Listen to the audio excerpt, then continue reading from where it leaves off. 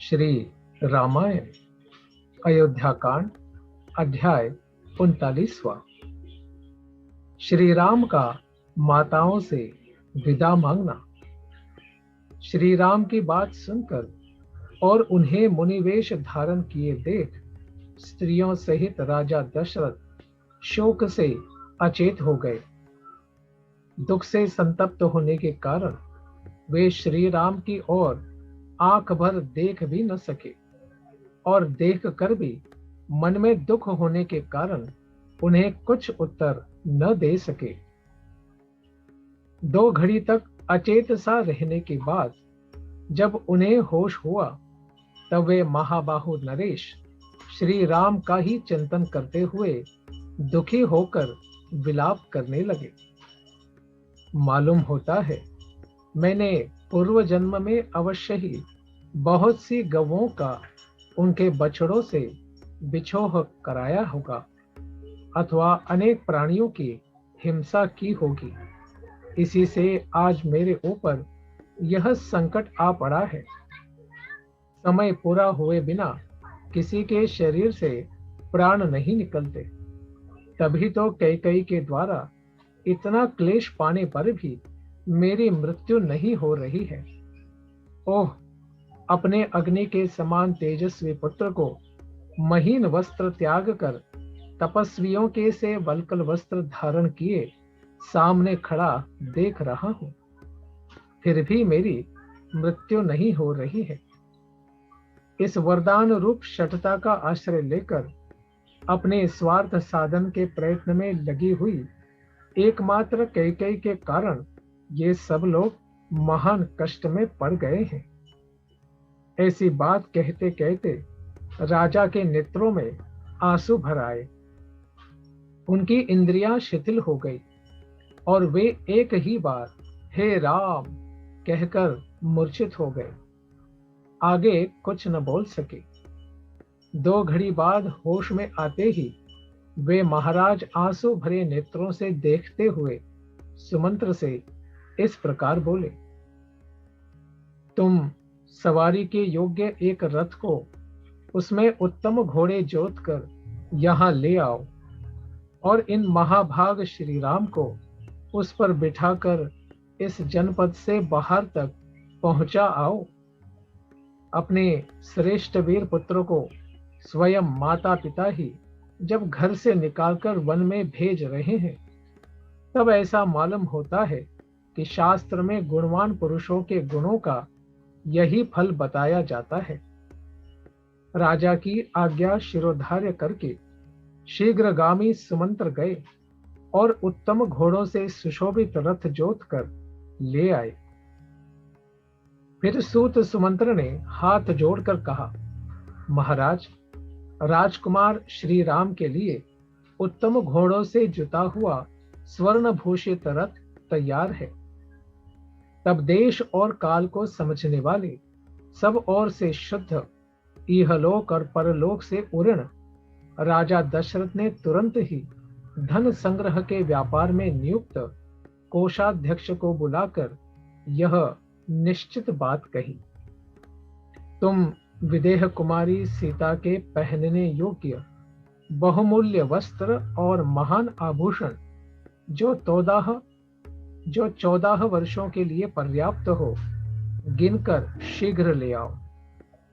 महाराज के ऐसा कहने पर कोषाध्यक्ष ने खजाने में से वहां से सब चीजें लाकर शीघ्र ही सीता जी को समर्पित कर दी।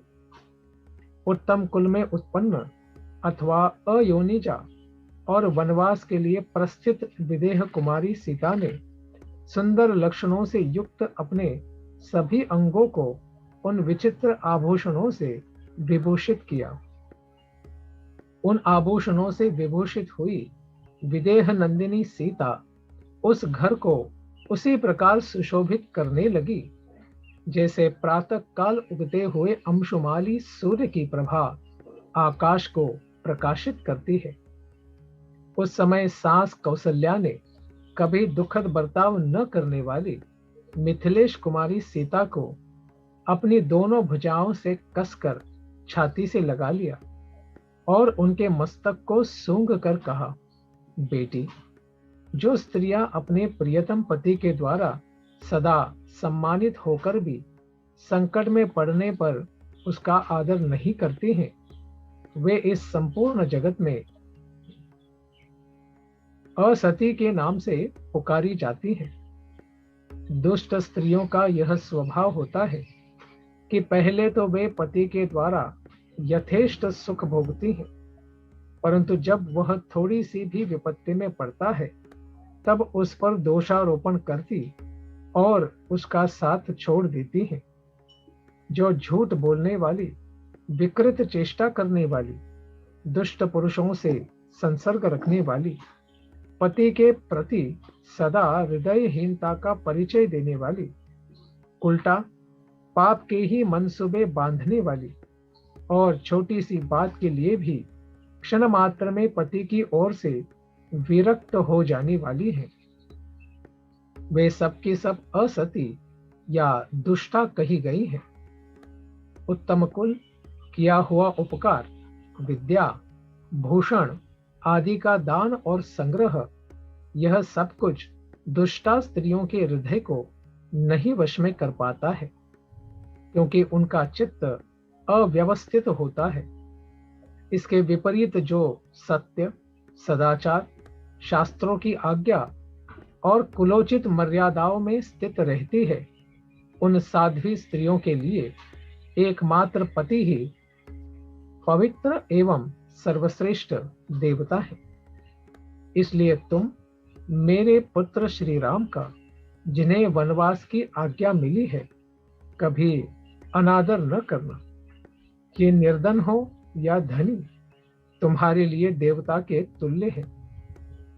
सास के धर्म और अर्थयुक्त वचनों का तात्पर्य भली भांति समझकर उनके सामने खड़ी हुई सीता ने हाथ जोड़कर उनसे इस प्रकार कहा, आर्य, आप मेरे लिए जो कुछ उपदेश दे रही हैं, मैं उसका पूर्ण रूप से पालन करूंगी। स्वामी के साथ कैसा बर्ताव करना चाहिए, यह मुझे भली भांति विदित है, क्योंकि इस विषय को मैंने पहले से ही सुन रखा है।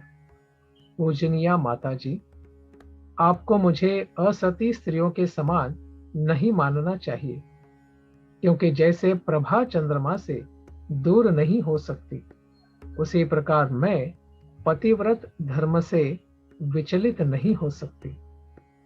जैसे बिना तार की वीणा नहीं बज सकती और बिना पहिए का रथ नहीं चल सकता है, उसी प्रकार नारी 100 बेटों की माता होने पर भी बिना पति के सुखी नहीं हो सकती। पिता, भ्राता और पुत्र ये परिमित सुख प्रदान करते हैं, परंतु पति अपरिमित सुख का दाता है। उसकी सेवा से इहलोक और परलोक दोनों में ही कल्याण होता है। अतः ऐसी कौन स्त्री है जो अपने पति का सत्कार नहीं करेगी? आर्य, मैंने श्रेष्ठ स्त्रियों, माता आदि के मुख से नारी के सामान्य और विशेष धर्मों का श्रवण किया है। इस प्रकार पातिव्रत्य का महत्व जानकर भी मैं पति का क्यों अपमान करूंगी? मैं जानती हूं कि पति ही स्त्री का देवता है। सीता का यह मनोहर वचन सुनकर शुद्ध अंतःकरण वाली देवी कौसल्या के नेत्रों से सहसा दुख और हर्ष के आंसू बहने लगे।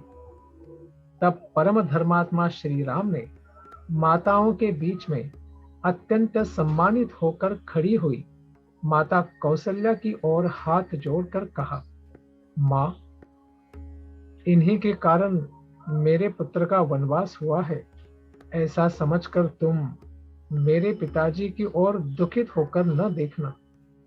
वनवास की अवधि भी शीघ्र ही समाप्त हो जाएगी। ये 14 वर्ष तो तुम्हारे सोते सोते निकल जाएंगे। फिर एक दिन देखोगी कि मैं अपने सुहृदों से घिरा हुआ सीता और लक्ष्मण के साथ संपूर्ण रूप से यहाँ आ पहुंचा हूं। माता से इस प्रकार अपना निश्चित अभिप्राय बताकर दशरथ नंदन श्री राम ने अपनी अन्य 350 माताओं की ओर दृष्टिपात किया और उनको भी कौसल्या की ही भांति शोकाकुल पाया। तब उन्होंने हाथ जोड़कर उन सब से यह धर्मयुक्त बात कही, माताओं, सदा एक साथ रहने के कारण मैंने जो कुछ कठोर वचन कह दिए हों अथवा अनजाने में भी मुझसे जो अपराध बन गए हों, उनके लिए आप मुझे क्षमा कर दें। मैं आप सब माताओं से विदा मांगता हूँ। राजा दशरथ की उन सभी स्त्रियों ने रघुनाथ जी का यह समाधानकारी धर्मयुक्त वचन सुनकर उन सबका चित्त शोक से व्याकुल हो गया। श्री राम के ऐसी बात कहते समय महाराज दशरथ की रानियां कुररियों की समान ही विलाप करने लगी। उनका वह आर्तनाद उस राजभवन में सब और गूंज उठा।